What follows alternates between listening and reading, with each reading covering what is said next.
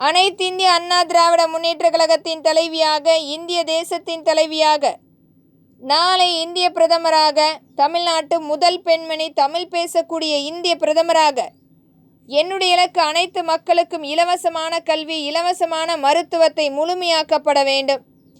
இன்றைக்கும் நம்மளுடைய வெளிநாட்டு வர்த்தகத்தை மேலோங்க செய்யாமல், வெளிநாட்டு இன்றைக்கு இறக்குமதிக்கு மட்டுமே பங்களிப்பு கொடுத்து கொண்டு நம்முடைய இந்திய தேசத்தை மீண்டும் மீண்டும் அடிமைப்படுத்தி கொண்டிருக்கும் அனைத்தும் முறைப்படுத்தும் சட்டமாகவும், நம்மளுடைய இந்திய தேசத்தில் வரிக்கு மேல் வரிகளை இன்றைக்கு மக்கள் தலையில் திணித்து கொண்டிருக்கும் அனைத்துக்கும் முறைப்படுத்தும் திட்டமாகவும் முழுமையான வரி நீக்கம் செய்யப்படும்.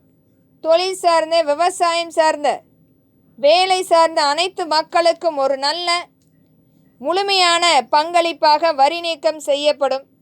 வங்கிகள் கொண்டு சேர்க்கக்கூடிய பணத்துக்கு முழுமையான வரி நீக்கம் செய்யப்படும்.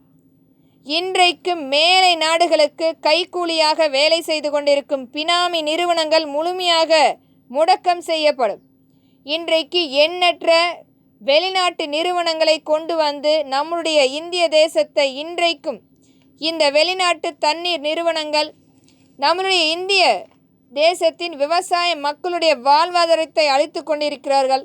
அதற்குரிய திட்டமாக வெளிநாட்டு தண்ணீர் நிறுவன தடை பாதுகாப்பாளர் சட்டம் முறைப்படுத்தப்படும் என்பதை திறன்பட வலியுறுத்துகிறேன். நன்றி.